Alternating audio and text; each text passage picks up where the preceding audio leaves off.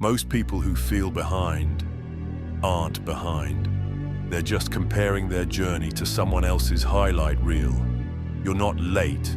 You're overwhelmed, overstimulated, and distracted by everyone who looks like they're moving faster. The truth is, nobody is on track. Everyone is guessing. Everyone is figuring it out as they go. The difference?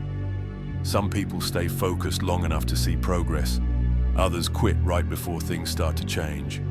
You're not behind. You're early in the chapter no one else sees. This struggle, it's part of the story that will make sense later. Let go of the fake timelines. Let go of the pressure to have it all figured out. Your only competition is who you were yesterday. Stop comparing your beginning to someone's middle. Your growth is slow because real change takes time. And time is the one thing you do have.